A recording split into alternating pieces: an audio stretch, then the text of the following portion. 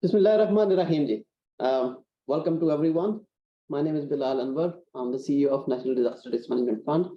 And thank you to all the participants for sparing their time repeatedly. And everyone has been coming back and showing their presence to our webinar series, which we've been holding from time to time. Today's webinar is particularly important as well as interesting. And what we're going to be talking today is about the challenges which Pakistan is facing regarding the disaster risk financing. It becomes even more important in the Pakistan specific context, anything which is related to disaster risk financing. And we know that Pakistan is one of those countries which is vulnerable. Our geographical location and topographical location is as such that the disasters and the hazards and the threats are a permanent feature and a constant challenge for Pakistan. Typically and historically, what we've been seeing, whether it be a 2005 earthquake or a 2010 flood, and very, very recently in between, we have seen many, many challenges as well as disasters in different scale and gravity. But the last year flood, I'm sure that is still very fresh in our memories. And a discussion actually triggered from last year flood, especially when it actually resulted and culminated into the economic challenges and the financial burden which the government of Pakistan has to face. So based on that and learning from the experience of last more than 15 years of disaster financing, and DRMF has actually taken up, and this is a part of our mandate now, that we are working and we are trying to establish a mechanism for disaster risk financing.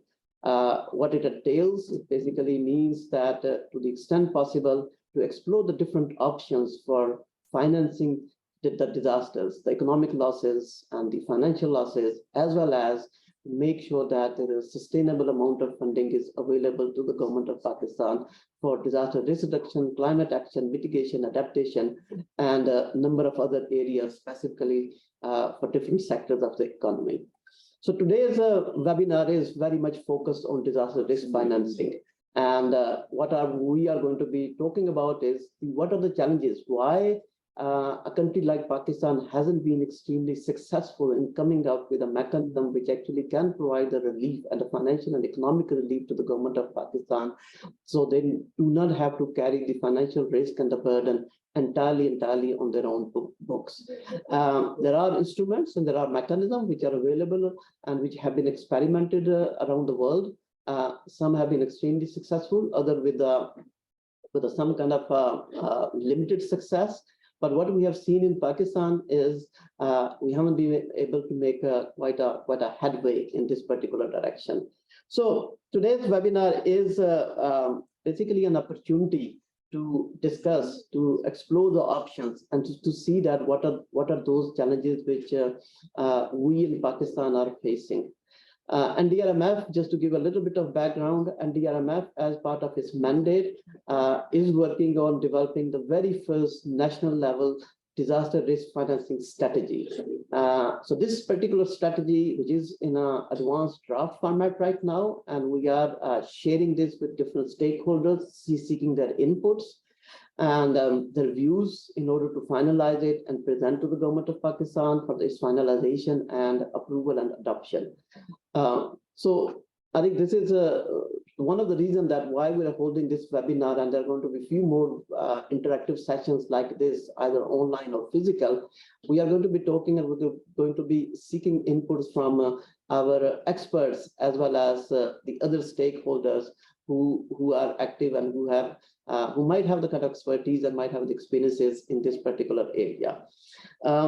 As I said, that the strategy, which is in the draft format right now, it has laid out a kind of a framework, a policy framework, how to address the disaster financing aspects. It also makes a set of recommendations for very specific financing instruments. They covers both insurance as well as non-insurance components. And so we are actually working on these, and we are going to be making the recommendation to the government, a kind kind of a menu of different instruments which might be applicable, bearing the different implications it has on the government budget as well as the financial implications of it. So we are working on this. So today's webinar is very much focused, and the purpose is to seek the views, and that's going to be allowing us to further refine and develop that strategy before we can bring it out and in a larger context, in a larger set of stakeholders for their inputs. We have a set of a kind of excellent list of speakers with us today. Those are the people who are active in the field, in the industry, in various manners. As you know that this is complex. It's not one of the reasons it hasn't made much of the progress in Pakistan and many other places around the world as well, because of its complexity as well. But at the same time, we are the firm believer that it can actually make quite a significant difference as well. So that's why we are trying to advocate it and trying to make sure that it does actually shape up in a way that it is viable and it is implementable. So we have collected, assembled our speakers who actually come from different backgrounds.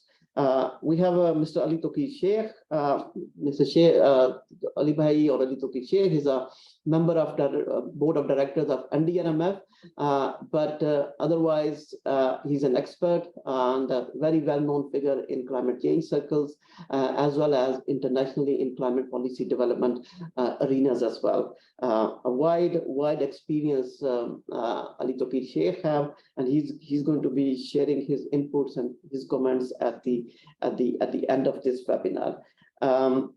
Before that, we have Mr. Rizwan Hussain, who's MD and CEO of Salam Takaful, bringing the expertise and bringing the experience from the insurance industry, which is part and parcel of any disaster risk financing mechanism.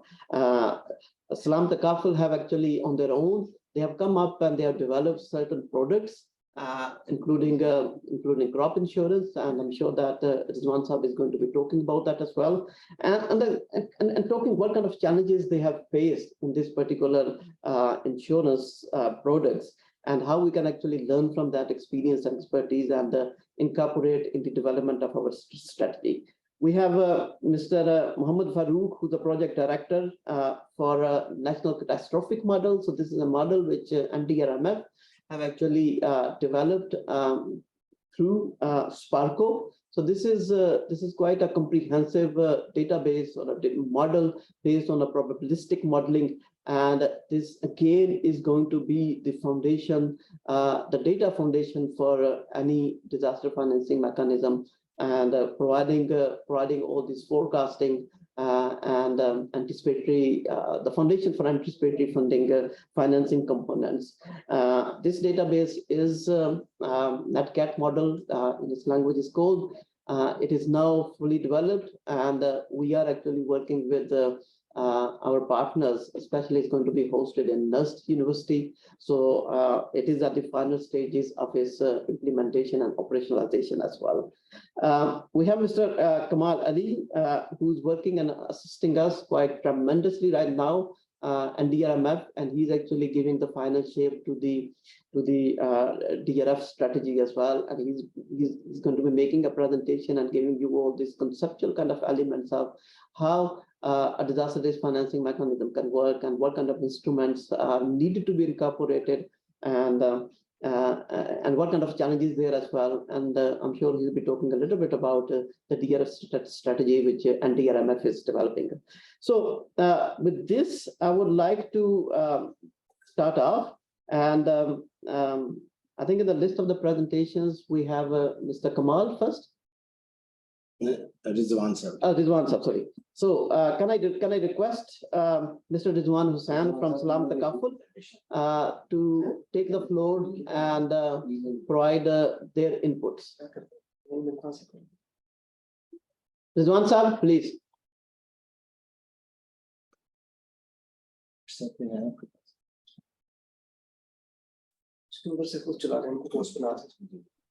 Mubashir, Assalamualaikum. अस्सलाम वालेकुम sir, अपनी भी आप display कर लें, उधर से आपको स्क्रीन शेयर कर लीजिए प्लीज। ओके, मैं करता हूँ, होल्ड कीजिएगा।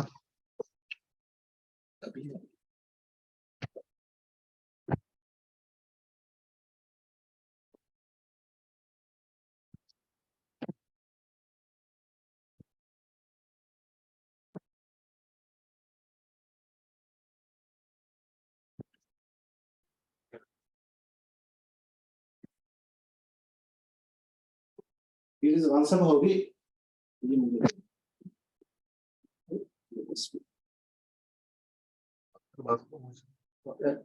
जी सलामकुम मुबश्शिर। जी जी जी जी वो प्रेजेंटेशन इसके अंदर शेयर नहीं हो रही है। अच्छा मैं अब जी आपसे शेयर किया, अगर आप कर लें। जी जी मैं अभी कर लेता जी हूँ। रिजवान साहब आप शुरू कर लें, हम प्रेजेंटेशन आपकी लगा रहे हैं, आप शुरू कर लें please in the mean time. All right, all right. Ji, Assalamualaikum and good morning, everyone. Thank you very much, Bilal Saab, for the introduction for myself and what NDMRF is up to now. Or I think it's a very good opportunity for all the stakeholders to come over और वहाँ पे आके अपने I think motivations, aspirations, concerns, challenges share करें. So I guess के in the background of everything Pakistan has been facing up till now, I think everyone knows why the risk transfer mechanisms, DRF should be in place. So there is no point going into those details why we need them. I think the question is how.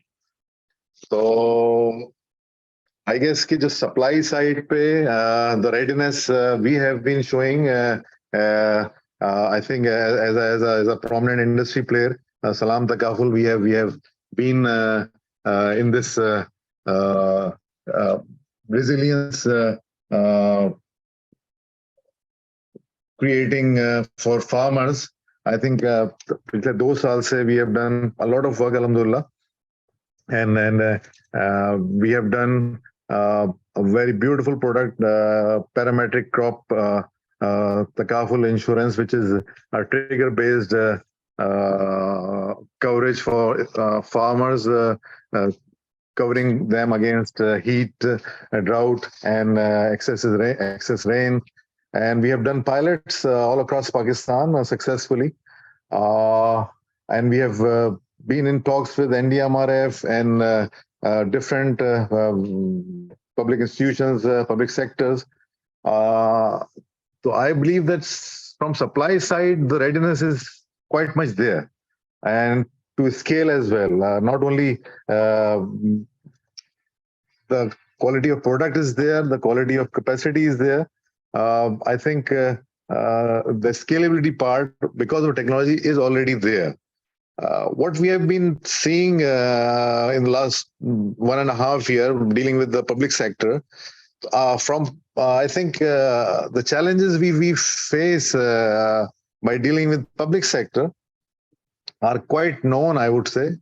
But having said that, I would like to list them in some pointers right now that everybody understands and believes that yes, from public sector, that insurance is something which should be taken.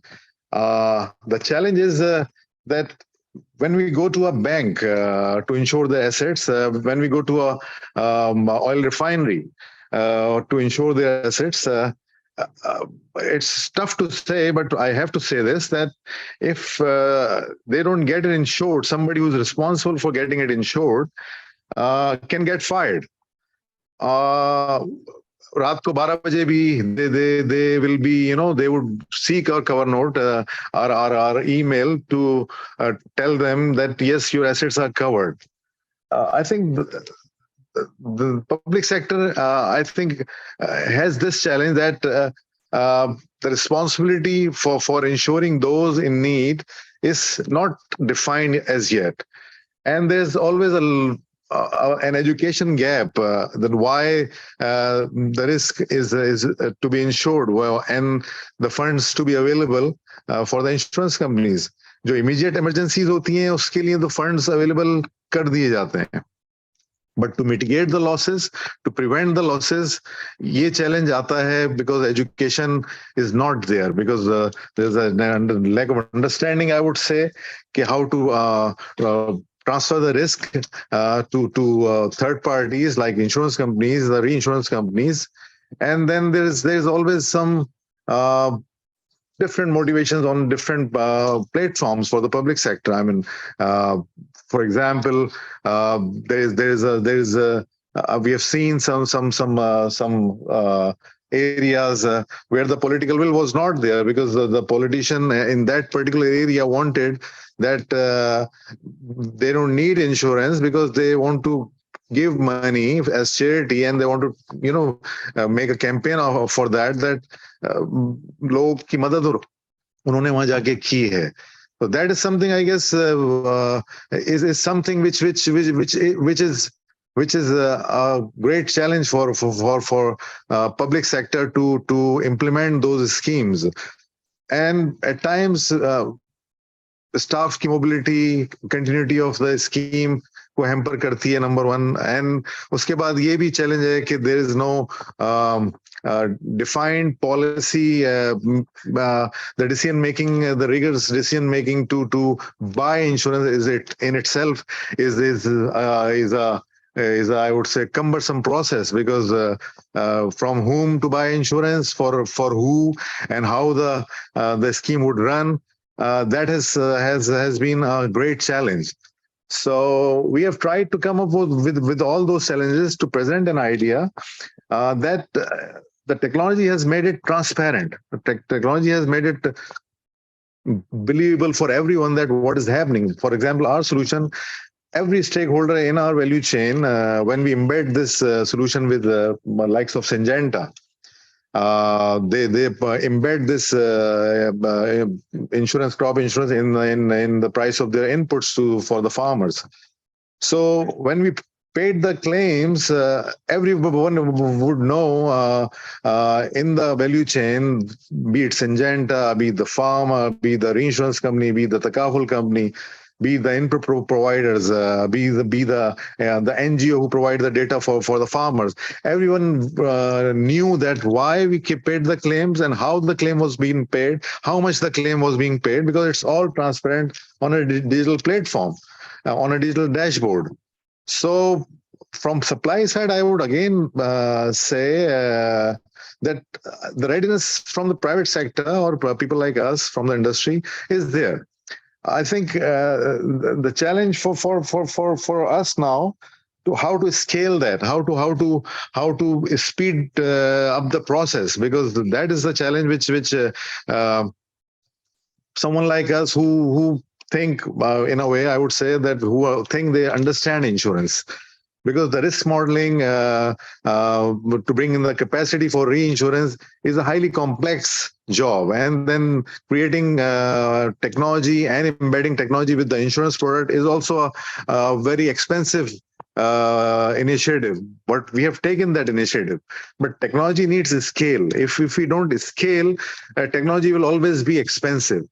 For us, I think for subsistence farmers, like we have about 7-8 million subsistence farmers in Pakistan. So if we bring on a scale for the farmers, the technology would become cheaper, and the insurance product will also become cheaper. Right now, the challenge is the public sector understanding for buying insurance is, I would say, very limited.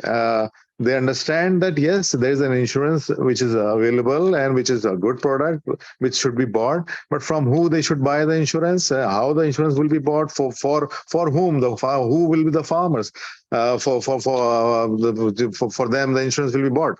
Those are kind of challenges, I would say, which needs the ground kind of work, the how part. Because I think we have gone through the why part, and I believe that now it's a matter of how to execute, how to implement the schemes. So in this way, I believe that once these stakeholders sit together and share their challenges, their thoughts together, there should be an outcome out of that. That the roadmap should appear. How we can take it further, because if the time is key. I mean, if 6 months, 7 months, 8 months down the road, something happens, and then it is always, we have seen it in Turkey, we have seen in Pakistan, the disaster happens, and then there's always in mature countries like, developed countries like US and, Europe, even those countries, they don't buy insurance 100%. They cannot buy 100% insurance. And the losses after the disaster are hardly covered on 20% or 30%, not more than that, 40%. 60% losses are not covered by insurance and reinsurance companies. But in our case, in Pakistan, I would say hardly, it's non-existent. The disaster happens and nothing is covered. Only the private concerns which got damages, those are covered. I think the public space is almost at a brink of time that they should be given a relief in a way that we need to provide those capabilities for them, for our those farmers. I would say are the backbone of our economy. The 22% of our GDP is agriculture. So I guess, in my opinion, Bilal Saab and all respectable participants in this webinar, we should be willing to spend more time in speeding up this process, because from supply side, I would again recollect that yes, products are there. It's only about scalability. Thank you very much, sir. Thank you. Thank you very much. Thank you, Ridwan Saab. Bahut shukriya aapka. And you're absolutely right. This is the kind of vibes and the aspirations which we've been receiving from the private sector, the supply side. And the private sector is vigorous and they want to actually try out. But the regulatory mechanism and the policy framework has been kind of in development in progress for quite some time. And this is exactly what NDRMF is doing, and we're trying to fill that space and to provide that kind of assurances so that the market can respond accordingly and with confidence. Now, you mentioned about the challenges, and that's one of the reasons NDRMF has been actually taking a little bit more time and trying to undertake in a kind of extremely consultative manner, so that we are able to incorporate the challenges and bring out this strategy which is viable, which is implementable, and which is kind of tuned and it is aligned with the requirements of the country. I think in our next presentation from our consultant, our technical support, who's working with us, Mr. Kamal Ali, that's going to give you a kind of an indication of how complex this mechanism is.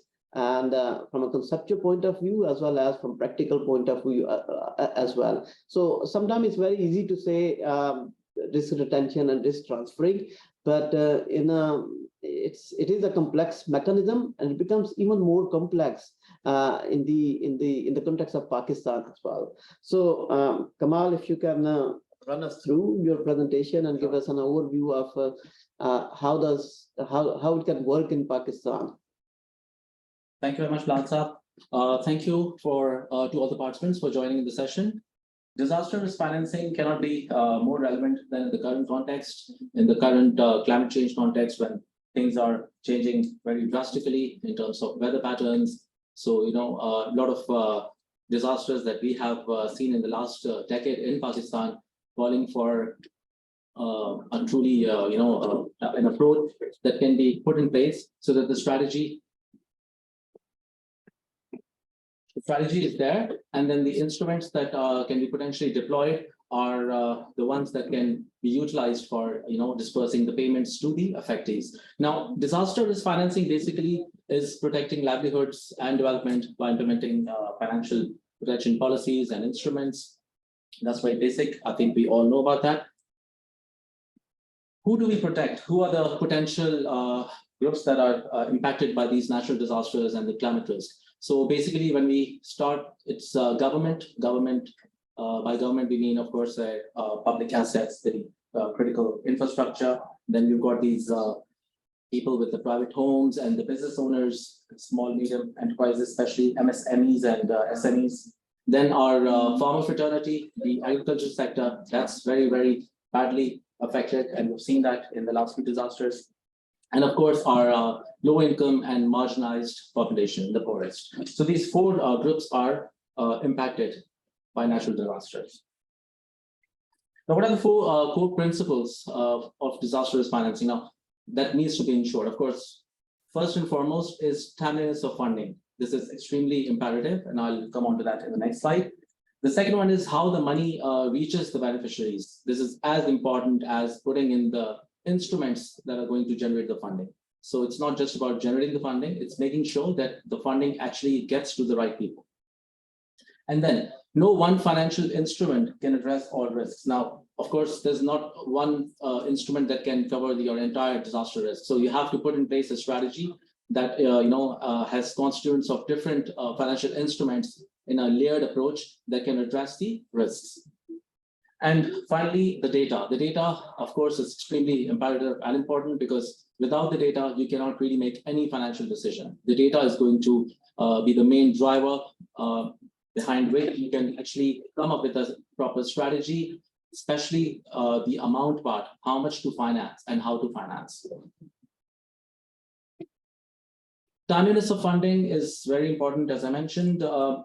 In the aftermath of a disaster, the government does not need all the funds in one shot. Of course, it has to be, the funds have to be released in a phased manner. So your initial task is to make sure that you have the funds to provide the requisite relief to the affectees. So that could be, the food, medical aid, removal of debris in case of earthquake. So your critical services, for that, immediate funding is required. Then for the recovery, which is in the medium term, to ensure that the houses that have been destroyed or the businesses that have been affected, they can be restored. And then the long term is the reconstruction of the damaged infrastructure.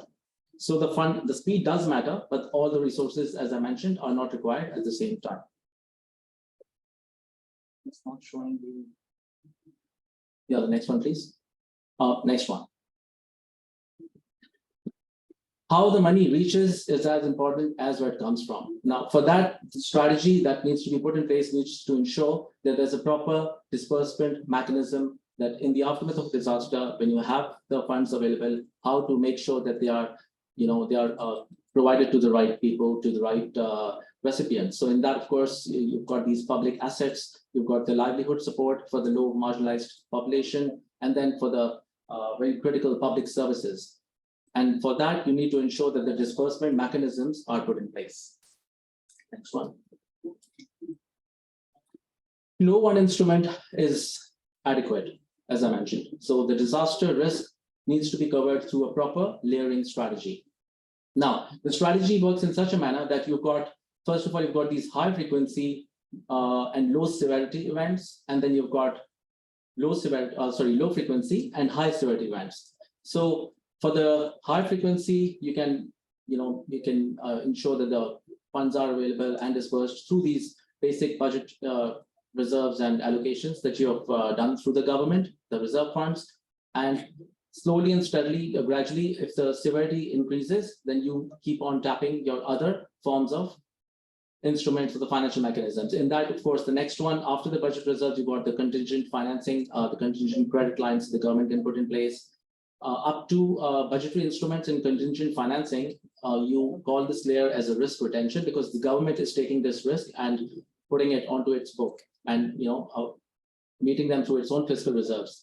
But then thereafter, the risk transfer, you have to ensure that the risk is transferred in such a manner that you've got the financial policies, the insurance policies that have been arranged. For that, you've got the different instruments like sovereign disaster insurance. In that, you've got, again, two types. One is the indemnity and the other one is the parametric insurance. Then you've got the CAT bonds. You've got several regional pools that do exist in international jurisdictions, which are like a pool of different countries collectively ensuring that if the disaster strikes, every country gets a payout, and that also on an immediate basis.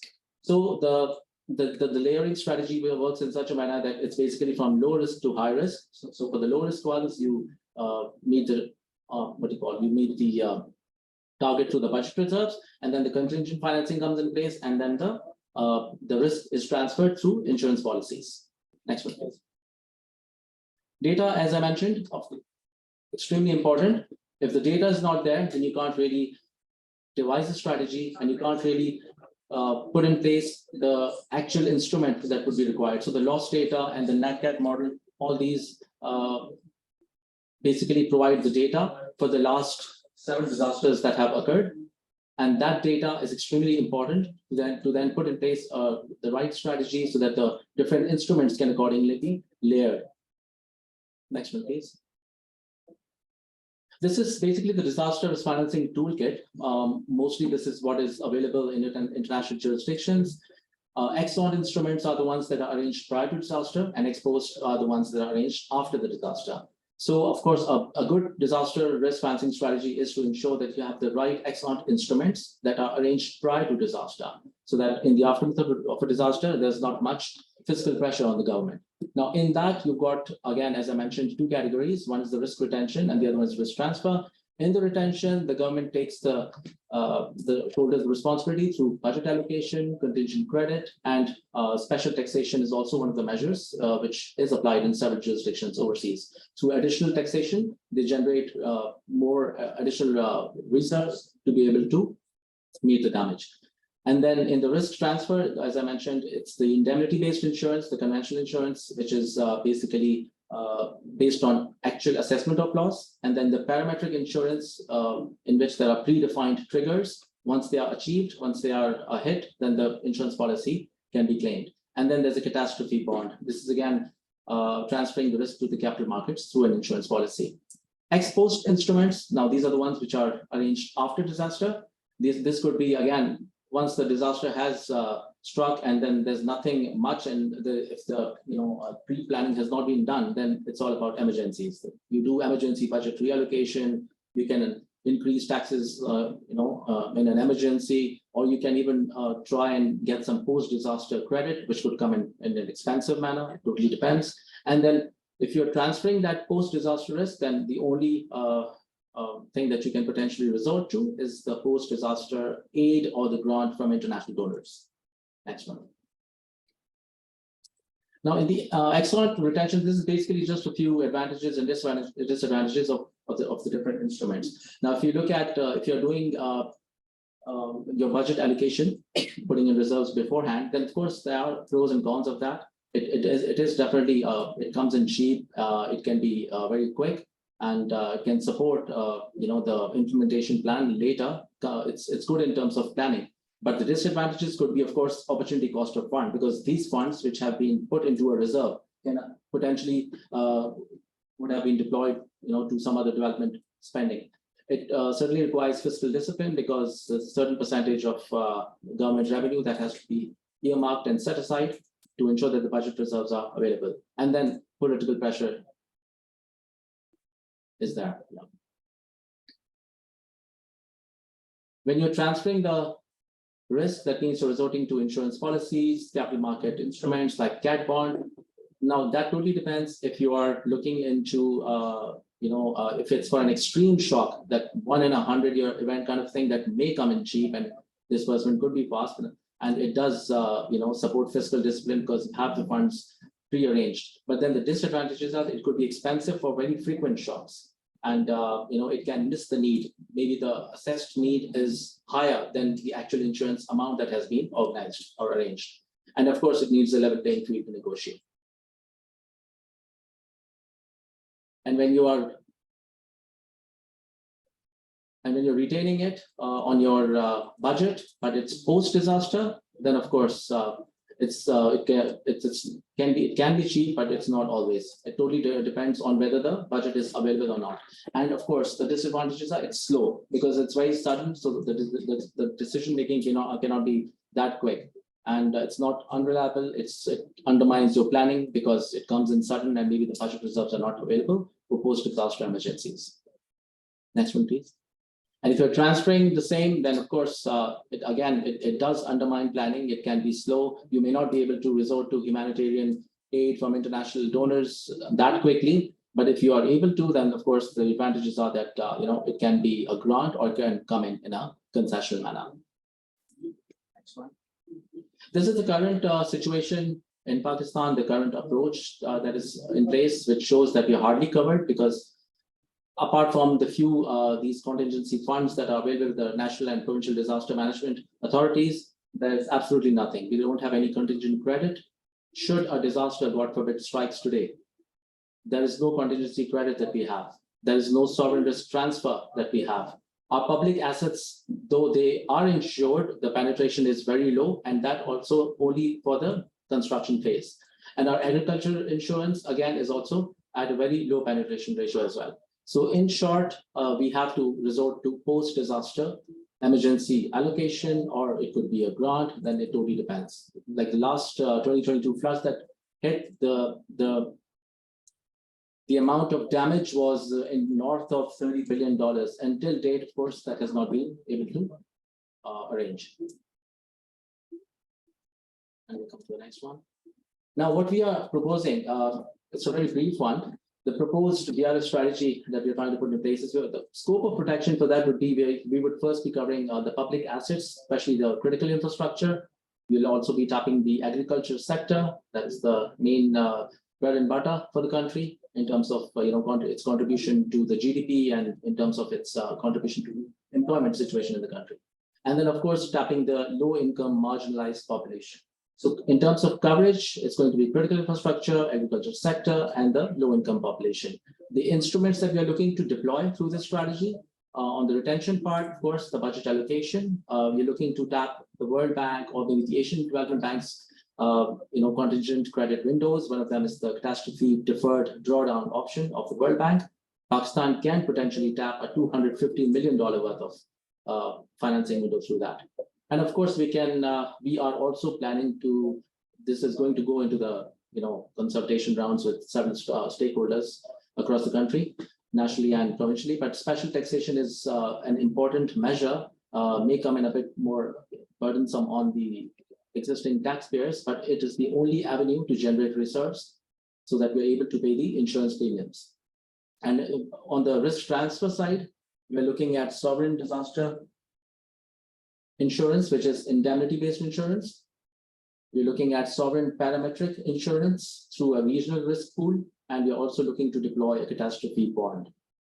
And for the implementation, as I mentioned, the cost could be potentially met through generating additional reserves. So that a proposition is CAT surcharge, a special tax that would be able to generate north of $100 million per annum for the country to be able to pay the insurance premiums and also set aside some amount into the budgetary reserves. And then other areas of implementation require strengthening of the disbursement channels and monitoring and evaluation, last but not the least, most important, to ensure that the strategy is aligned and remains dynamic, not static, so that any changes as and when required are able to be implemented.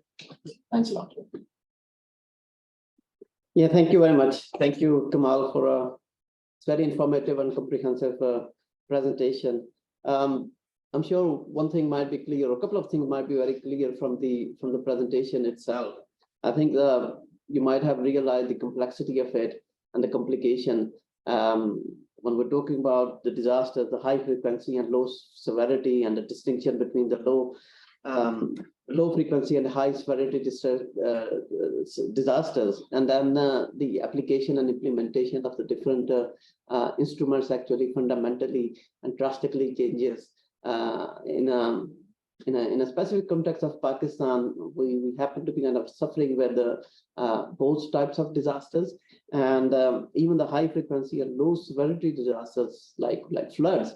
I mean, they are not anymore low severity disasters. They actually do result into very high degree of damages and losses. And the last year flood is is a very good indicator of that. So that basically compels us to work on these kind of instruments and different kind of a mechanism which actually can shift the burden, the fiscal burden away from the government and allow the other kind of instruments to come up and to evolve over the period of time. We are conscious about the fact that this is not going to happen, especially when we are talking about the insurance and the different instruments of the insurance. It's not going to happen in a shorter span of time, but I think this might be the high time and the appropriate time that the regulatory mechanism and the policy framework is established so that it can evolve over the period of time. Now, the other very important point made by Kamal in his presentation is about the data. And no viable decisions can be taken without the availability of the data. And in the next presentation, you're going to find out how we are actually trying to bridge that gap, which is very spare, very critical in existence in Pakistan. And whether we're talking about risk retention instruments or talking about risk transfer instruments, the criticality and the importance of data cannot be denied. So, and that's why one of the reasons actually we have kick-started and we have run the both elements in parallel, both the development of the strategy itself as well as the development of this model, which can actually fill those data gaps in the country. So, Dr. Muhammad Farooq, who's the project director in SPARCO, he is going to be running us through briefly the NatCat model, National Catastrophic Model. This is a database which NDRMF have requested SPARCO to develop. And now this is at a stage where we're going to be rolling it out in the next couple of months. December is our hard deadline when it's going to become operational and functional. So Dr. Farooq, over to you, please, if you can take the floor and if you can run us through your presentation and talk about how NatCat model is going to be filling those data gaps which are in existence in country. Thank you. Thank you very much, Mr. Bilal Anwar. Let me share my screen first.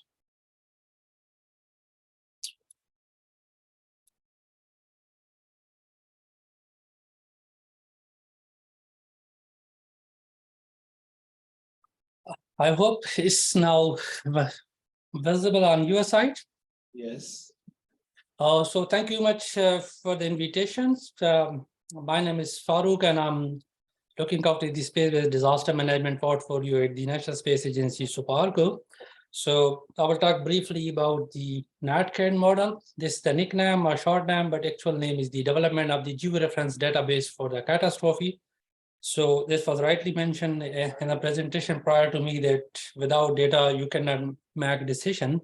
So ultimately, we need a standardized data on the national level to make informed decision and to provide the baseline information for the insurance industry and for the DRR intervention, spatial planning, and etc. The scope of the project, there are around 5 to 7 elements. The most important one is the development of the element address database at the national level, primarily the national land cover, the Rabi crop mask, the Kharif crop mask, the road network, the school and hospital locations, the urban and rural low-rise and high-rise zones, etc. And most importantly, once the database is ready, we are now almost done with the web application. We call it the risk calculator. So the information will be available to all users over the NatCat risk calculator, which can be accessed by the potential user through NDRMF. The second most important thing was to assess the hydrometeorological hazards. Initially, we agreed to carry out flood, drought, cyclone, and seismic hazard assessment, the 4, in a probabilistic context. But in more recently, we have now a revised scope, or what we could say is like an additional scope. So heat wave, tsunami, landslide, urban flooding, and flash flooding is also now part of this database. So what would be, I would say, by the end of this project, we will be almost in a complete picture with the major natural disasters on a national levels. Once the probabilistic hazard is there and the elemental at risk database is there, then we can assess the exposure of the different elemental at risk. And on the basis of the exposure, then we will apply the vulnerability functions and we will come up with the loss and risk informations. So this is the overall the scope. How it works in this slide on the top left, where we assess the all hazards, keeping in view their historical record, the long-term records, like 30 years, 40 years, and 50 years, whichever was available. And then we come up with the probabilistic scenarios as per the national international standards.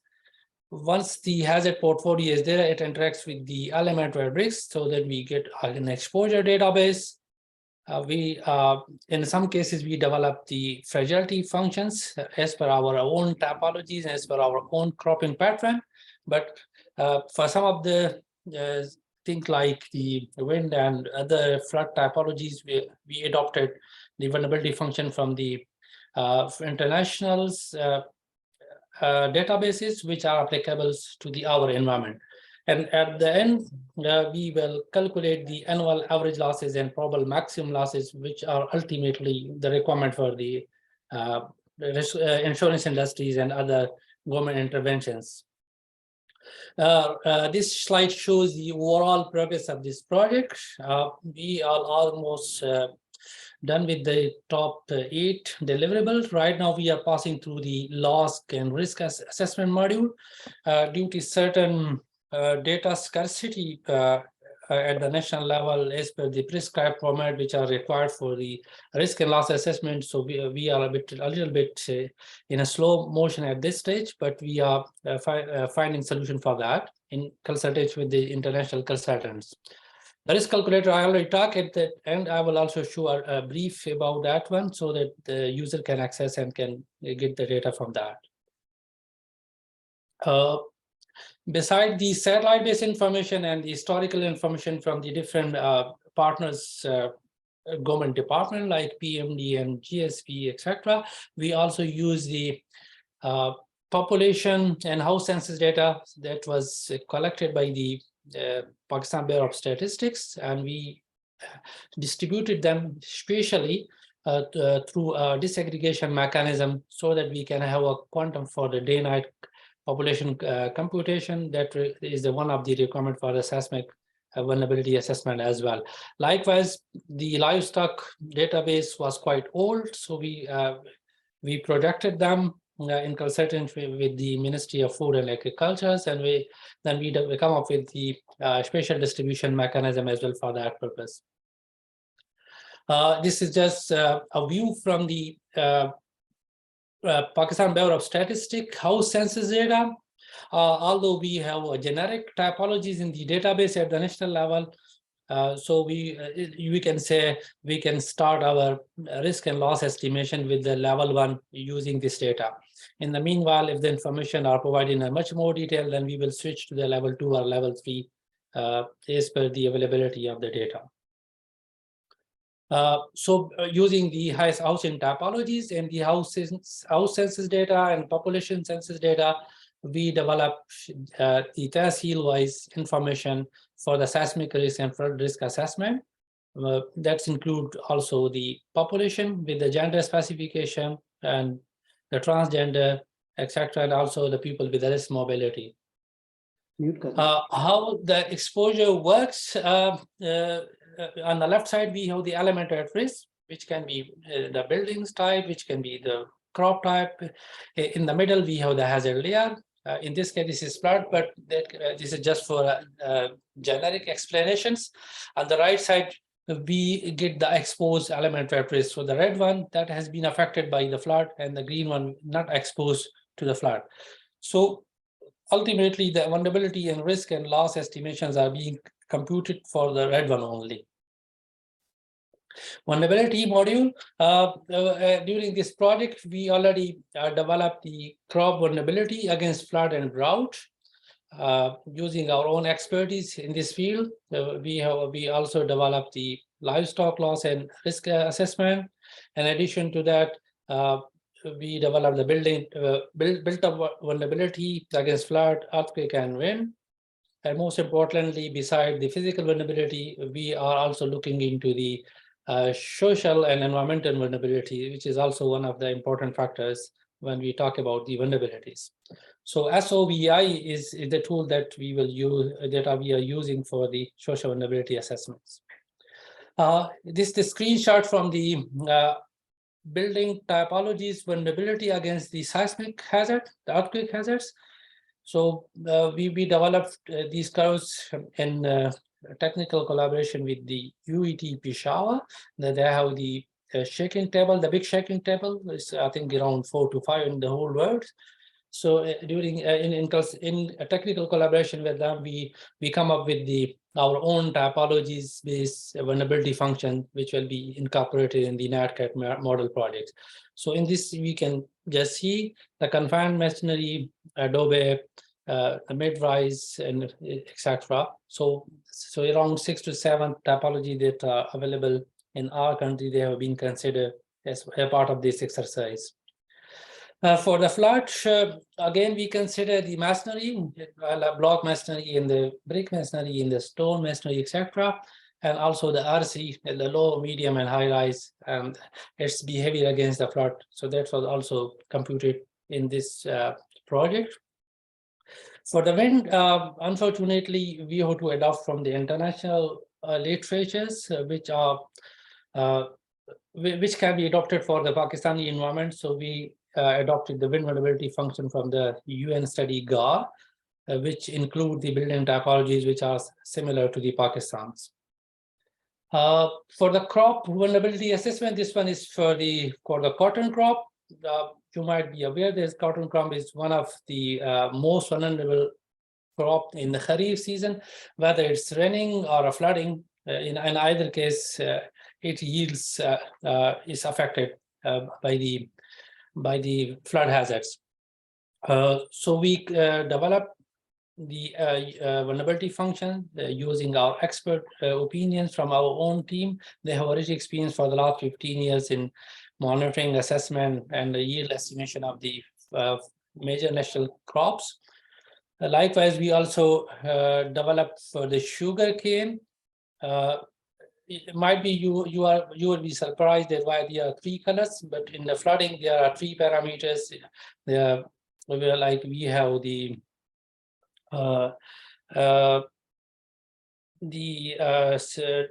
actually we consider the velocity, the duration, and the flood depth, all the 3 parameters in computation of these vulnerabilities. This one for the wheat crop in the Rabi seasons. In addition to that, we also did for the rice and other major crops.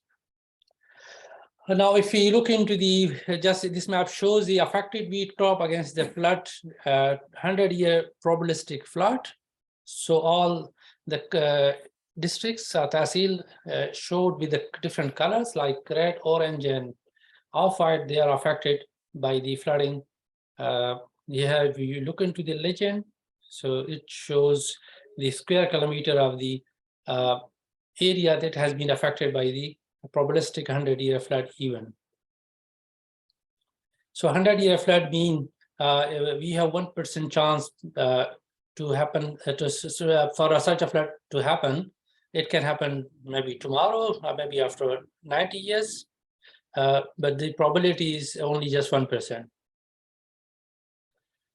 If we just look into the bar chart, so it shows us the top 10 districts which are affected against the 100-year return periods. So the Jang, Muzaffarabad is in the Multan, and like so up to the Rahim Khan at the last. Similarly, if we talk about the wheat, so how much area province-wise is affected, so the most prominent area is in the Punjab, and the second one is the Sindh, and Kepi is you can say it's minute as compared to others two ones. If we talk about the loss informations against these events, so this slide shows the wheat crop losses against the flood. So the x-axis shows the return period for the 50 years, 100 year, and 200 years, and the y-axis shows the losses in terms of the millions. So as we can show that as the return period increases, the losses increases. So that was rightly mentioned prior to me. They talk about the low frequency and the high severity. So that is now visible in this graph. The 200 period is less frequent, but if it happens, it gives you a lot of damages in terms of the physical and economical and social damages. Similarly, if we talk about the like a province-wise, so in the Sindh, we can see the wheat crop damages against the flood return period from 50 to 200 periods. These are top 10 tehsils susceptible to the 100-year flood event. Earlier, I showed the district, but down the other tehsils in those areas. The risk and loss information, this right now we are passing through that. As I already mentioned, that there are certain data sets which are not available at the national level. So we are now passing what I would say we are trying to make best assumption for the estimation of the risk and loss estimation, so that we can come up with a level 1 risk and loss estimation at the national levels. For the drought, we consider the projected drought so that we can translate the impact of the climate change on the drought hazard assessments. That's a totally new approach that we developed in consultation with the international consultants. And on the basis of these new methodologies, we come up with the losses. If it's like the value is in the 0.7 to the 1, then there is no loss. If it's like a 0.5 to 0.70, it's like 33%, and so on. Replacement cost, this was one of the important things that is required for the AL and PML computations. So we look into the different literatures. So there are no standardized database for that purpose. But finally, we found some very good links. That there are MRS cells in every finance department of the province, and every year they publish the market rate systems, MRS 2021, like 2022 and 23, and on the basis of that, we were able to assess the replacement cost for the different type of the typologies that we have in our own environments. Okay. The demo I will just show you at the end. In the beginning, I mentioned that we now have additional scope for this model.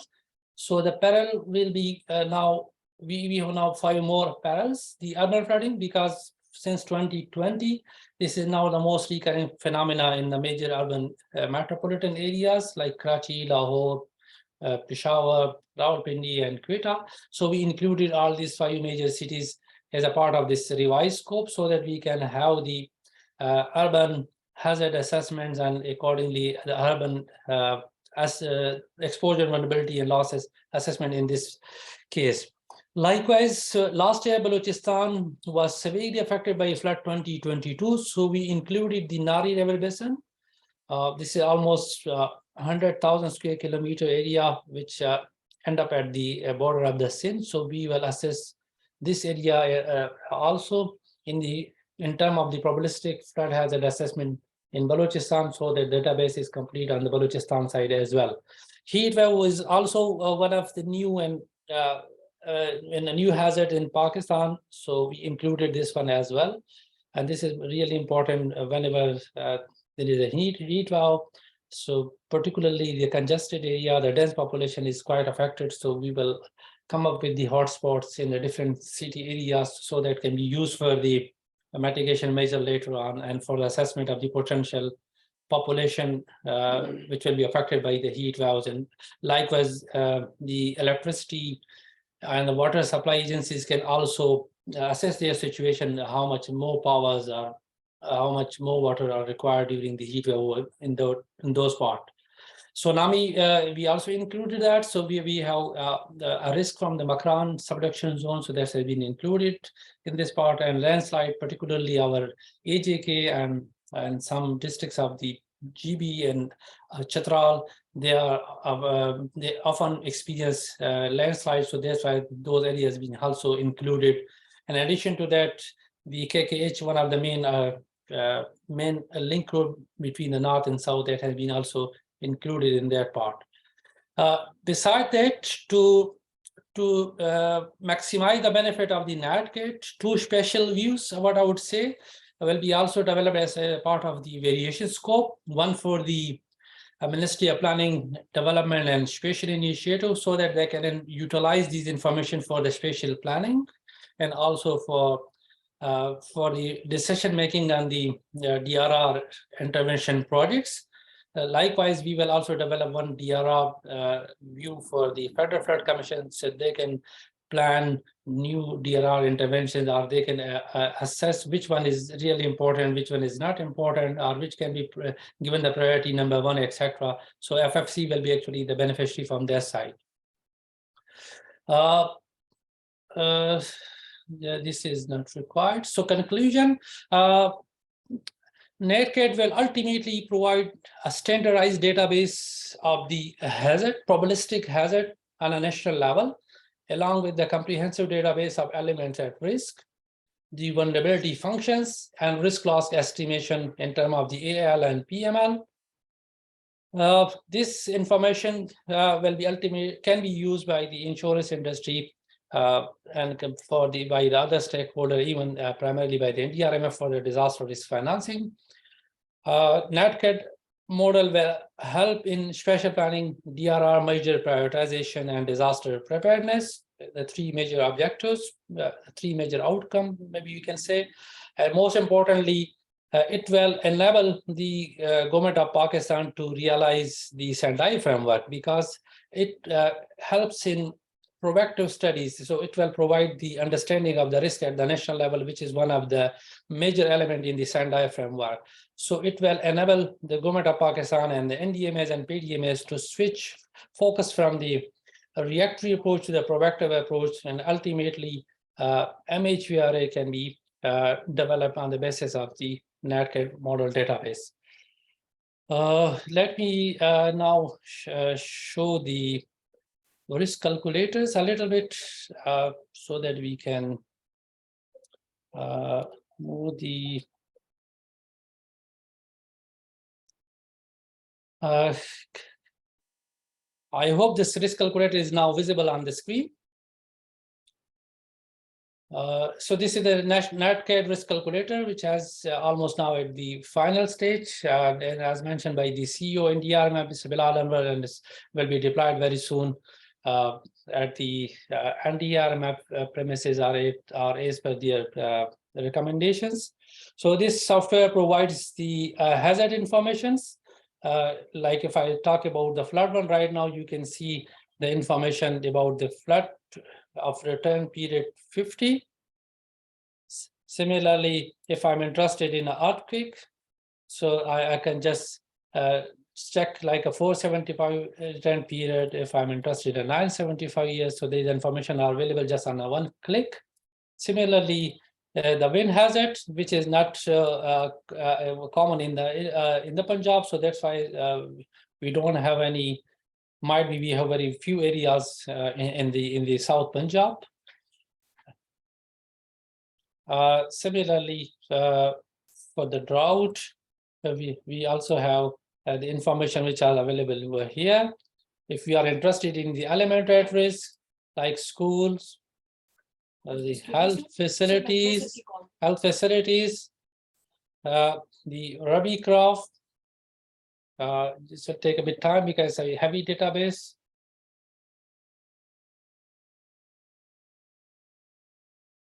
Now the all red area shows the Rabi crop in the province of the Punjab. If I'm interested in the Kharif crop, so then I can click the Kharif crop. Just a moment, it will take a few seconds to load. So the different colors show the spatial distribution of the different cropping crops like rice, sugarcane, cotton, maize, etc. Similarly, it also gives you the detail about the major road networks, which are the backbone for the response rescue operation during the disasters. If we talk about like the flood exposure, you click only 25 years, so all the information which are like all the element risks, all the element at risk which are exposed to the flood frequency of the 25-year return period, they are all listed automatically. You can just zoom in information and you can see all the details about the different levels. The transparency layer is here, so you can compare different layers with the other layers. So similarly, if we are interested in a state, so the state informations are also available in terms of school for the earthquake, flood, drought, etc. Likewise, you can also talk about the health facilities, so they are also available if you want to have the statistics. So just on a click away, all the informations are available. Likewise, in the Rabi Kharif crop statistic, this is all available. The return periods and the hazard can be selected from the top menus. So it's just free to everybody. Anything he want to try, he can get the information from the database. So this all about the risk calculator, which is almost now what I would say around 90% stage. So the rest of the additional parallel data has yet to be added into this database because they are now right now under the development phase. But once they are ready, so hopefully by end of the year or early next year, this complete database along with all information will be available to the different user across the board for the utilization in the DRR, spatial planning, and DRM. So thank you very much. This is all from my side. Thank you very much. Thank you, Farooq Saab. Your very informative and comprehensive presentation. I'm sure the participants must have seen the scope of this the system, the model itself. We have tried to cover all the perils, all the hazards, starting from the drought and earthquake, floods, urban flooding, cyclones, and everything which for which the data is available, and sometimes the data is not available, and Sparco is actually grappling and coming up with some kind of solutions that is still actually remains usable and for us. So you've seen the status of it. Overall, the system is more than 90% ready to be implemented, to be rolled out, and we're just waiting for our hardware to be arrived. And once it is, we are having the hardware, then it is going to be becoming functional and available to the different users based on a kind of a user rights and some kind of a mechanism which basically safeguard the protection of the data, but at the same time make it available and accessible to different users. So that's all we have from our presenters. You have seen a kind of a range of presentations talking about the kind of conceptual elements regarding disaster-based financing, the different instruments which are available and being considered by the government to be implemented. You've seen how the insurance industry is actually breaking new paths, and on their own they have experimented several products, maybe on a micro scale or a small scale, but that basically proves the concept and allow us to build on scale. And lastly, you have seen that how NDRMF in collaboration and cooperation with Sparco is addressing the fundamental essential part of it, which is the data availability. So these are different kind of pieces of this jigsaw. We have a little bit of time for a Q&A session, and I would like to open the floor for questions. And I would just like if anyone who's asking the question, just very quickly introduce who the person is, any affiliated organization or company or entity, ask the question and identify who the question is addressed to. So the floor is open for questions, please.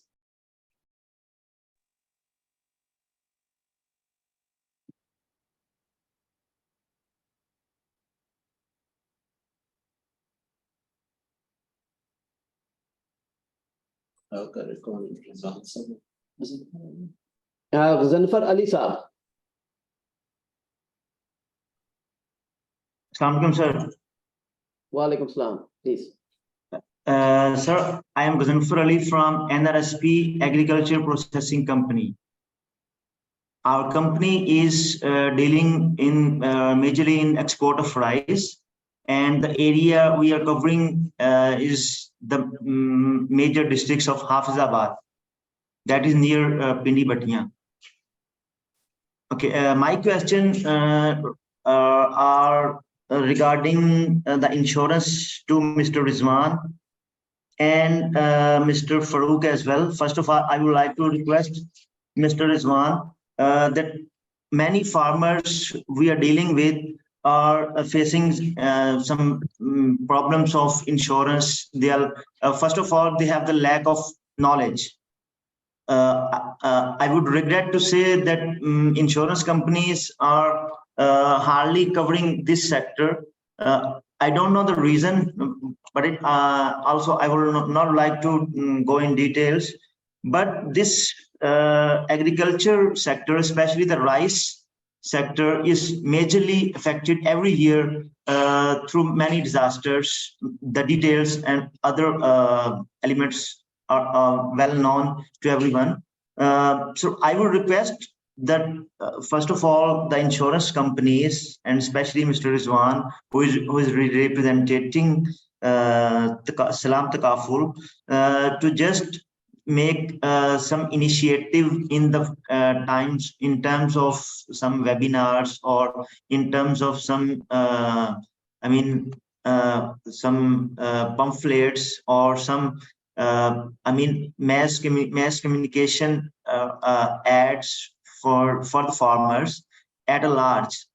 We are trying to educate our farmers, but we can't educate the farmers at large, because we are dealing only majorly in Hafizabad with some limited resources for the farmers or for the agriculture sector. But as far as the insurance companies are dealing directly with farmers and agriculture sector, so I would firstly request to make some initiatives in terms of awareness sessions, and secondly to cover the rice sector, which is affected every year.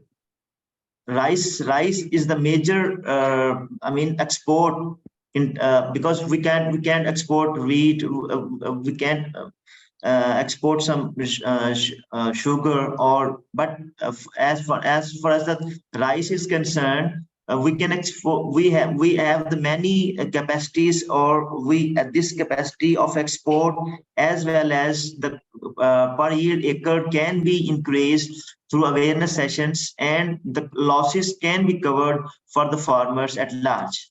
Please. Thank you very much. Uzam Saab, बहुत शुक्रिया आपका. Very pertinent question, Rizwan Saab. Very rightly, rice is a cash crop, it's export crop, and Hafizabad is the area. So if I'm not mistaken, Rizwan Saab, you have actually experimented or piloted a scheme in that particular region, and if you can just share that with our participants. And Sure. and Farooq Saab as well. I mean, how from a system point of view, from how we can actually NDRMF along with other partners, based on the system and the projections and the forecasting which we can make, how we can actually fill that knowledge gap and information gap, please. Thank you, अपना बिलाल साहब, Gazanfar. Can you hear me? Yes, sir. Please, अच्छा, please continue. Ghazanfar, ji, actually देखिए, insurance के historically, I be very brief, 2 या 3 minute लूंगा मैं बिलाल साहब. Historically 2-3 challenges रहे हैं ना, बिकॉज एक तो insurance companies are never kind of उनका कभी ये प्रायोरिटी रही कि वो फार्मर का इंश्योरेंस करें, नंबर 1 ना. और जो इंश्योरेंस का हलाल हराम का मसला है, वो खासतौर पे ये जो रूरल एरियाज में बहुत ज्यादा है कि जी ये इंश्योरेंस हलाल है हराम है. ये वाला भी एक सीरियस बड़ा चैलेंज रहा है हिस्टोरिकली.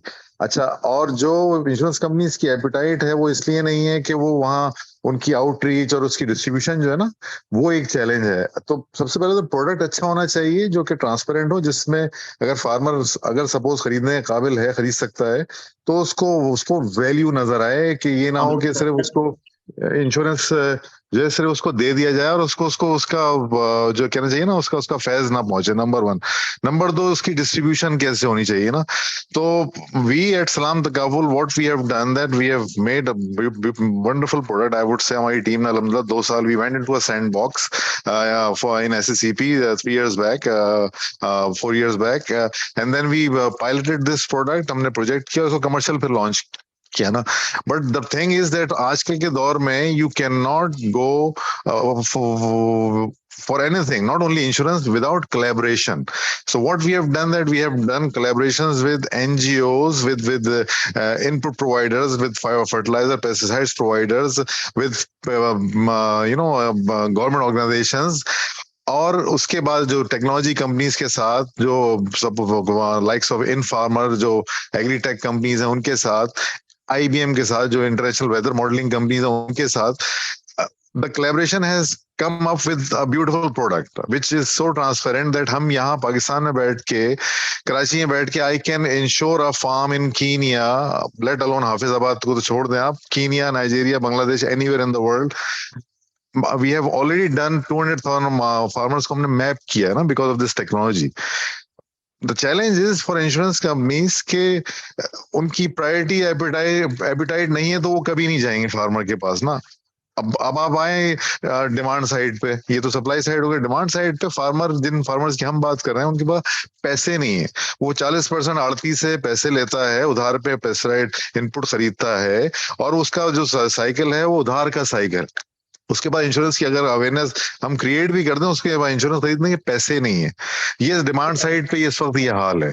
तो ये चैलेंजेस जो हैं ये आज के नहीं है, और शायद 50-60-70 साल से हैं.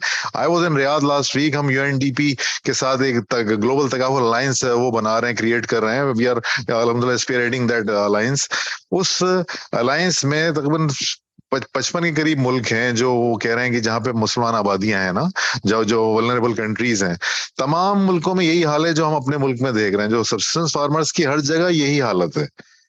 All we are trying to say कि जो प्रोडक्ट है वो ट्रांसपेरेंट हो फॉर एवरीवन कैन सी के स्केलेबल है, और उसको वहां पर जो जिस चीज के लिए उसको कवर किया गया वो उसको मिले, जितना अमाउंट दिया गया. Every stakeholder should know, digital dashboard में नजर आओ किस अकाउंट में पैसे गए, कितना क्लेम पे हुआ. अगर 48 डिग्री पे ट्रिगर हमने सेट किया था क्लेम पेमेंट का, 48 डिग्री हिट हुआ टेम्परेचर, और एवरीवन नोज के क्लेम पे हो गया. You see that type of beautiful product should and is required, which is अल्हम्दुलिल्लाह we have this product. The problem is scalability. We can't create scalability. Insurance company like us cannot create scalability. Scalability can only come from public sector. Public sector can and will and should invite, because insurance तो खरीदना पड़ेगा. Insurance company अगर सरकार की अपनी भी होगी तो वो अपनी कंपनी से कितना इंश्योरेंस करा लेगा. इट्स ऑल अबाउट कैपेसिटीज ना. तो पब्लिक सेक्टर को इंश्योरेंस तो खरीदना है, चाहे इंश्योरेंस से खरीदे, चाहे रिस्क अपना री इंश्योरेंस कंपनी से खरीदें, या कैट बॉन्ड की सूरत में उसको रिस्क ट्रांसफर करें. चैलेंज ये फार्मर्स का जो है ना, ये टू प्रॉन्ग्ड है. आपको प्रोडक्ट उसको अच्छा देना ताकि उसको यकीन और एतमाद हो कि हाँ ये प्रोडक्ट वाकई मैं इस्तेमाल करूंगा. Our product is built in with climate smart agriculture. We every 4 o'clock in the morning they receive advice कि भाई सॉइल मॉइस्चर इतना है, पानी की इतनी इस जगह जरूरत है, फार्म के किस हिस्से पे उसको पानी ज्यादा करना है, कम करना है, थिंग्स लाइक दोज। अगर क्लेम नहीं होता तो ये मसला होता है सरकार को भी और फार्मर को भी, यार मैंने तो 10,000 रुपए दिए और मुझे तो क्लेम मेरा हुआ नहीं है, 10,000 रुपए जाया चले गए ना। लेकिन उसको जब एडवाइजरी मिलेगी, उसकी यील्ड बढ़ेगी, तो उसको वैल्यू का अंदाजा बेहतर होगा।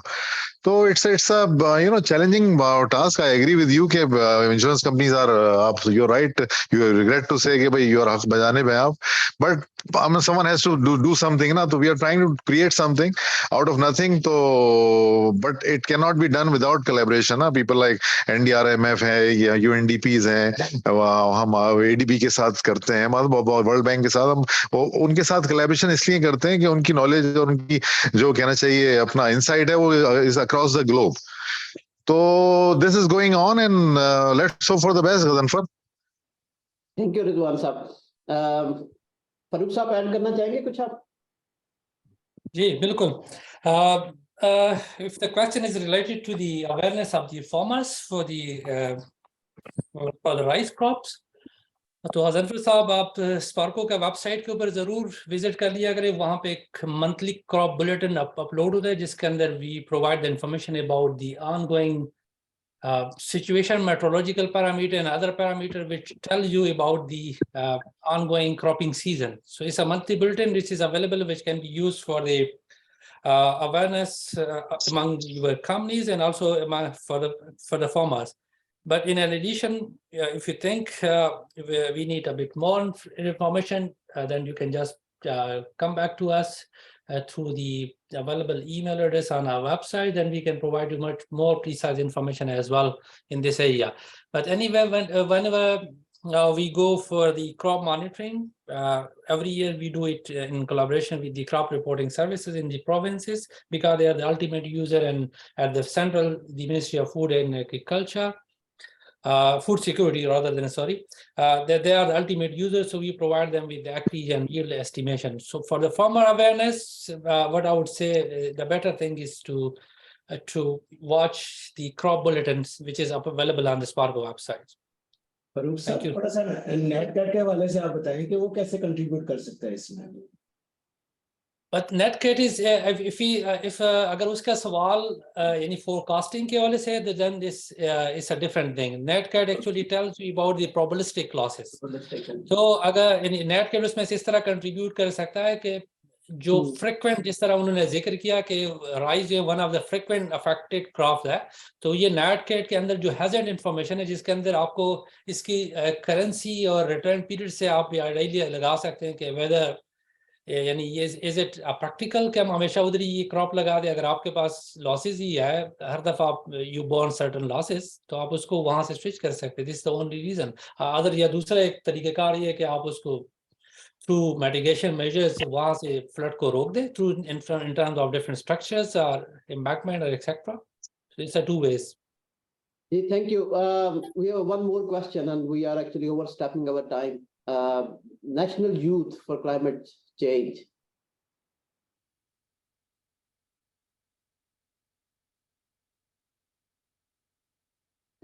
Unmute. Unmute करो। ऊपर है सेकंड नंबर पे। अनम्यूट करें अपने, अनम्यूट करें जी अपने आप को। To ask your question, unmute yourself.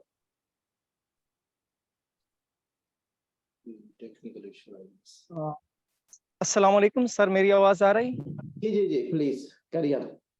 Sir, Mohammad Umer Mufakkir, I represent the national youth for climate change. Sir, पहले तो हम आप लोगों का बहुत शुक्रिया अदा करते हैं कि मुख्तलिफ फोरम पर फिजिकली ऑनलाइन और मुख्तलिफ तरह के तो हमें अवेयरनेस के हवाले से क्लाइमेट रिडक्शन और डिजास्टर के हवाले से हमें अवेयर कर रहे हैं। सर, मेरा क्वेश्चन बेसिकली टू है, लेकिन मैं क्योंकि हम यूथ के साथ है तो मेरे क्वेश्चन भी रिलेटेड विद यूथ होंगे।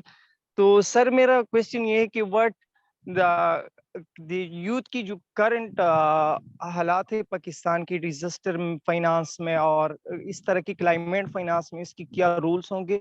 और दूसरा ये कि एक यूथ को जो कि youth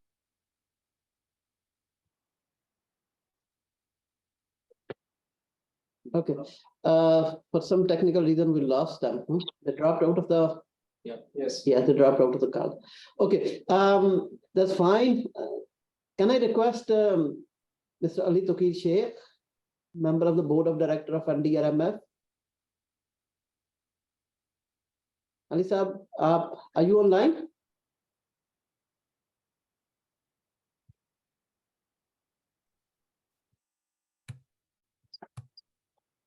Ji, can you hear me? Yes, sir. Yes, we can hear you. Sir, Assalamualaikum. sir, floor is yours. Can you give Thank some you, sir. remarks? Thank you, sir. And thank you, sir. And it was indeed a great pleasure to listen to very eminent speakers like Rizwan Hussain Saab and Kamal Ali and Farooq Saab. There was a lot of learning, and thank you for organizing a seminar on such an important issue. While listening to these speakers in any webinar on any technical issue like this, every new learning gives space to new set of issues, new questions that come to one's mind. So मैं ये सोचने की कोशिश कर रहा था कि हमारा जो पहले स्पीकर थे प्राइवेट सेक्टर से और जो आखिरी स्पीकर थे कैटनेट पे काम करने वाले साइंटिस्ट स्पार्को से, how they were linked with the second speaker who is working on the strategy at NDRMF. तो मेरे दिन में ये क्वेश्चन था कि पहला और तीसरा स्पीकर जो हैं वो दूसरे स्पीकर के साथ कैसे लिंक्ड हैं और दूसरे स्पीकर को ऐसी कौन सी चीज उनसे मिलती है जो स्ट्रेटजी जो आजकल ड्राफ्ट हुई है और सर्कुलेशन में है कमेंट्स के लिए उनके लिए यूजफुल हो सके. So this was the question that I had in my mind while listening to the speakers. And I was very impressed with Rizwan Saab's first the presentation and then finally his response to the question from NRSP. तो जो चीजें रिजवान साहब ने private sector के point of view से दो चार चीजें की हाईलाइट की हैं. एक तो उन्होंने मेरा ख्याल ये है कि अंडरलाइन किया about the under growth of insurance sector in the country. So that is a barrier. एक चीज उन्होंने जिक्र किया कि जो डिसीजन मेकिंग ट्री है that is not clear. So it's अ मेज, it's costly, it's clumsy, it's inefficient, and the private sector and the end users are not always happy with this. उन्होंने जिक्र किया डिजिटल डैशबोर्ड की importance का कि how that is absolutely important for transparency and costing as well as private sector की efficiency to process the claims and their value quickly, and that's a very very important point that they have that he has made. I think he also mentioned about the continuity of schemes के बहुत सारे यहाँ पे probably pilot शुरू हुए और मगर उनकी continuity नहीं है and probably उसमें से फिर उस तरह से lessons को हमने document नहीं किया. These are important 5 points and these are probably the key barriers that we have, and the question is how far our strategy will identify these barriers and what are the approaches that we can. So in other words, while we are still in the process of developing, and Kamal साहब ने बड़ा eloquently बड़े अच्छे तरीके से अपनी strategy जो है वो हमें explain की है, तो एक हिसाब से already उसकी implementation plan के बारे में questions raise होने शुरू हो गए. चूंकि टाइम हमारा लिमिटेड है, तो जो स्पार्को की प्रेजेंटेशन थी, I was fortunate to have listen to it earlier also. उसने जो चीज हाईलाइट किया कि how it can help in planning और spatial planning of our DRR measures. मुझे जो चीज पहले भी क्लियर नहीं थी, अभी भी नहीं थी, एंड पॉसिबल स्ट्रेटजी उसको एड्रेस करेगी कि जो बहुत सारे सेक्टर्स जिनका जिक्र हो रहा है यहाँ पे, सच एज अर्बन फ्लडिंग या flash floods, heat waves, tsunamis, landslides और agricultural insurance, cropping insurance for that purpose, ये किसकी डोमेन में जाते हैं? तो who will be the end user of Sparko's product? Where would it be used? Who would be owning it? Who will be maintaining it? Who will be feeding the data? And that is not only an 18th Amendment question, but it's an operational question also. जब वो कहते हैं कि जी हमारी website पे जाएं तो आपको क्रॉप्स का आपको क्रॉप्स के बारे में हमारा बुलेटिन नजर आएगा. The question is, how many farmers will ever go to Sparko's website? I can imagine those private sector companies who are investing in these areas, they can probably utilize this. तो मुझे वो याद आ रहा था जब मैंने इंडिया में उनके मेट्स डिपार्टमेंट को विजिट किया तो पता चला कि पता नहीं 20 मिलियन यूजर्स को वो SMS के थ्रू वेदर की इंफॉर्मेशन भेजते हैं Indian met department. In other words, जो साइंटिफिक की टेक्निकल इंफॉर्मेशन है उसको सिंप्लीफाई करके डिफरेंट रीजन्स में डिफरेंट क्रॉप्स या डिफरेंट वेदर की सिचुएशन में इंफॉर्मेशन कम्युनिकेट करना एक साइंटिफिक इंस्टीट्यूशन की रिस्पॉन्सिबिलिटी थी, उनके मैंडेट का हिस्सा था जो वो वहां पे करते थे. सिर्फ वेबसाइट से लगा देने के साथ फार्मर को कितनी यूटिलिटी मिलती है कितनी नहीं मिलती, that's a very important product that they are developing, उसके लिए लार्जर क्वेश्चन होगा. I want to conclude by asking the question about the data. Several speakers have raised this issue, and this is always a starting question. कि जी data के questions problems हमारे बहुत ज़्यादा हैं, data gap बहुत ज़्यादा है, डेटा कलेक्ट नहीं होता, रिलायबल नहीं होता, क्रेडिबल नहीं होता, उसमें बहुत सारे issues.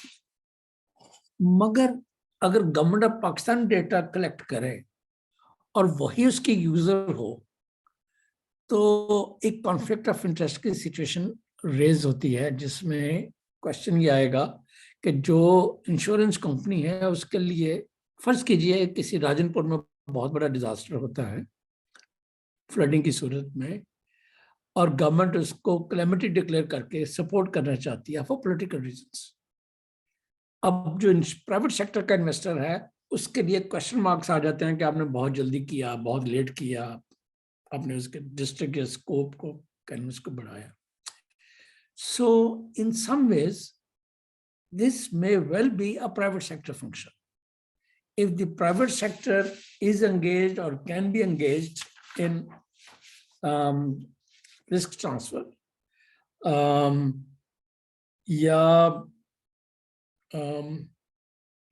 ex ante or ex post, तो दोनों सूरतों में जो डेटा के रिक्वायरमेंट्स है उसका क्लाइंट है उसके रिक्वायरमेंट्स डिफरेंट है, उसकी क्रेडिबिलिटी डिफरेंट है.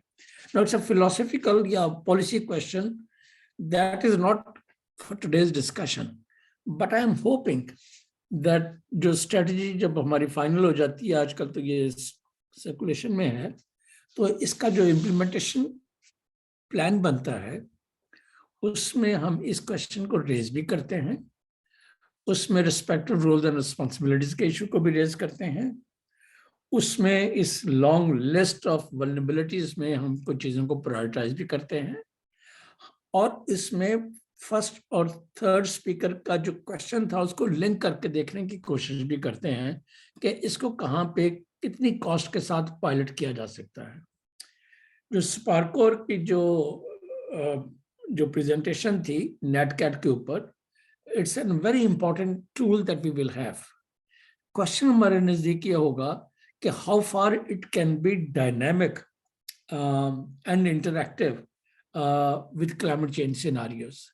If the global temperature is increasing at a rapid rate, तो पाकिस्तान का डेटा क्या कहता है? Is it 1 degree, 1.1 degree, 1.2 degrees, 1.3 degrees?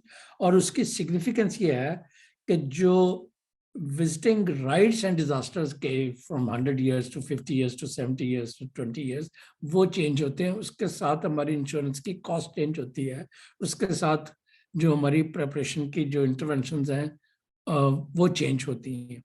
तो the link is organic, it is very closely linked with Pakistan growing vulnerability to disasters and private sector intervention that Rizwan साहब और his firm is developing and the strategy और उसका जो implementation plan बन के आएगा.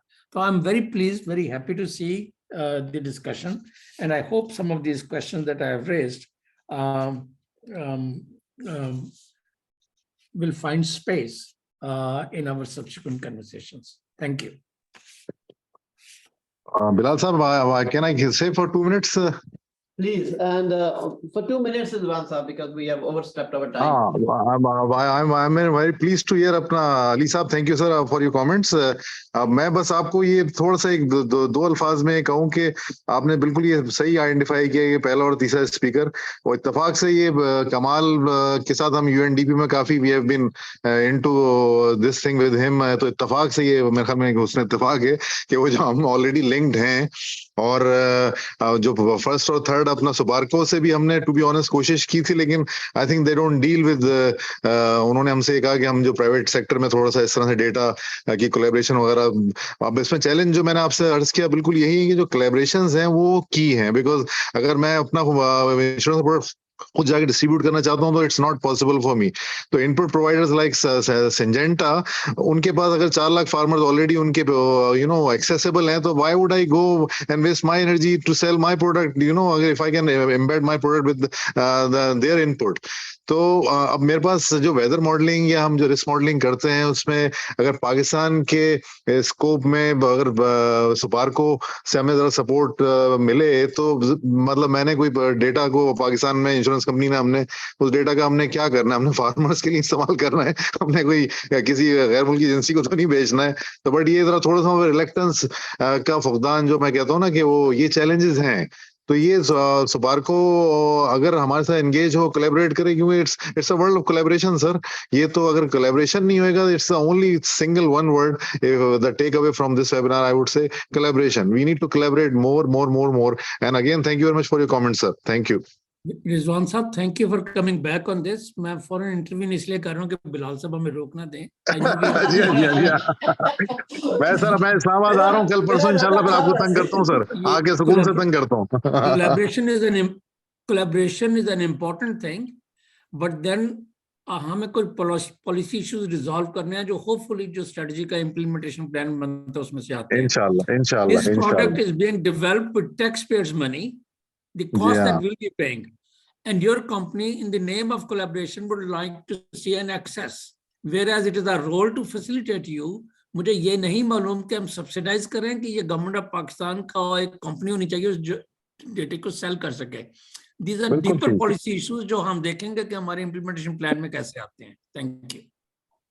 Sir, thank you very much. थोड़ा सी clarification देना चाहूंगा। रिजवान साहब, जो इनिशियली आप लोगों ने जिस वक्त कांटेक्ट किया था, हमने ये नहीं कहा था कि आपके साथ डेटा शेयर नहीं कर सकते। मैंने कहा it's too early to set down, क्योंकि उस वक्त हम मिडल में थे। तो यानी अभी हम बिल्कुल आप 90% के स्टेज के ऊपर है, तो ऐसा कोई इशू नहीं है, और आपको एक्सेस वैसे ही इंडिया से इस डेटा का सारा मिलेगा। तो मेरा नहीं ख्याल कि ऐसा कोई कंसर्न हम सर हम तो प्रोएक्टिव है ना, हम चाहते आप कहें कि आप आ जाएं, नहीं वी आर ओपन, आप कर सकते हो, कोई इशू नहीं। Thank you sir, thank you Sir, thank you very much. Thank you. Sheikh Saab, thank you. As always, very insightful and raising some very critical and sometimes hard kind of pointed questions. And that's exactly the purpose of these webinars. And Sheikh Saab, जैसे वो आपने उसकी मंजर कशी की है ना, तो अगर आप हमारा flow of agenda भी देखेंगे, तो Kamal is strategically placed his presentation right in the middle. So that's exactly NDRMF is kind of envisaging to play the role between the private sector. I mean, those kind of movers and shakers in the market or in the development space who might need this kind of information, hand-holding data and knowledge.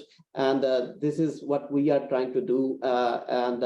So one thing is now, this is now in our own hands, and we are actually preparing ourselves to start implementation of the NetCat model. But in parallel, we are working on developing extremely user-friendly kind of interfaces and the web pages which are easy to use, and different stakeholders actually can go to this the system, and they can fetch out and they can seek out the information and the data as it is required. And of course, it's going to be safeguarded, protected, and we are also technically working on those areas as well. So thank you very much. Thank you. I would like to to take the opportunity to thank all the speakers, all the participants, and especially the discussion which happened at the end.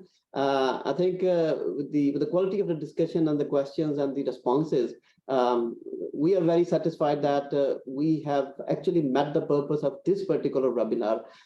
Keep watching us. A number of events, a number of seminars and webinars and other interactive sessions are coming, and exactly to spread out the information, seek input, seek views, and that gives us a lot of material, a lot of information, kind of redefining and reorientating ourselves as well. Have a wonderful day. Thank you very much. Thank you, sir. Thank you. Thank you, everyone. Thank you.